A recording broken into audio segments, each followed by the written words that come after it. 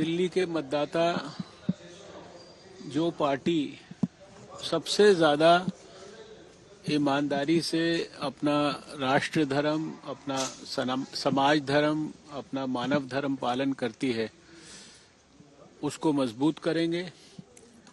प्रधानमंत्री नरेंद्र मोदी जी के नेतृत्व में जो पार्टी राष्ट्रीय एकता, राष्ट्रीय अखंडता, राष्ट्रीय सुरक्षा और राष्ट्र के विकास के मुद्दों को लेकर भारत को नई ऊंचाइयों की ओर ले जाने का प्रयास कर रही है, उसके पक्ष में निश्चित रूप से वोट करेंगे। मुझे पूरा विश्वास है कि दिल्ली के जो लोग हैं वो चाहते हैं कि दिल्ली को प्रदूषण से मुक्ति मिले, दिल्ली में यमुना मैया साफ और निर्मल हो, दिल्ली शराब की राजधानी ना बने, दिल्ली में गरीब लोगों की झुग्गियों के स्थान पर उनके लिए मकान बने और दिल्ली और सुंदर बने। मुझे पूरा विश्वास है कि दिल्ली के लोग ये नहीं चाहते कि दिल्ली के अंदर भ्रष्ट लोग, ऐसे लोग जो राजनीतिक मूल्यों के नाम पर सत्ता में आए और सबसे अधिक जिन्होंने राजनीतिक मूल्यों को समाप्त भी किया है, उनको पूरी तरह से नष्ट किया है, वो भ्रष्टाचार के बड़े बड़े पहाड़ों पर बैठे हैं। कोई जेल में है, किसी की आधा दर्जन बार बेल रिजेक्ट हो चुकी है, किसी के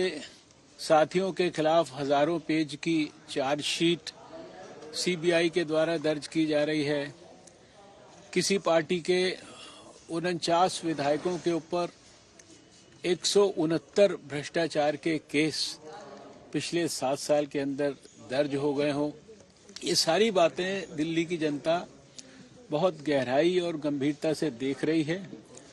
उसने पिछले 15 साल में एमसीडी के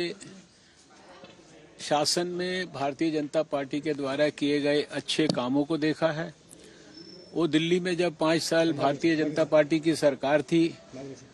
उस सरकार का भी काम उसने देखा है। और आज पिछले 8 साल में प्रधानमंत्री नरेंद्र मोदी जी ने जिस प्रकार से भारत का नाम देश और दुनिया में रोशन किया है, देश को एक असाधारण ऊंचाइयों तक पहुंचाया है, देश के अंदर समाज जीवन के हर क्षेत्र के लिए, हर व्यक्ति के लिए, गरीब, मजदूर, किसान, महिला, नौजवान, बुजुर्ग, सबके स्वाभिमान के लिए काम किया है। और कोई समाज जीवन के अंदर कोई ऐसा वर्ग, कोई क्षेत्र नहीं है जहां प्रधानमंत्री जी के कार्यक्रमों के द्वारा करोड़ों लाभार्थियों की लंबी एक सूची ना हो।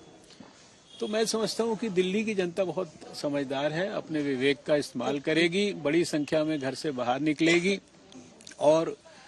जब यहां आएगी तो निश्चित रूप से देश हित के अंदर, समाज हित के अंदर, मानव हित के अंदर वो वोट करेगी। इतना ही मुझे आज इस अवसर पर कहना है।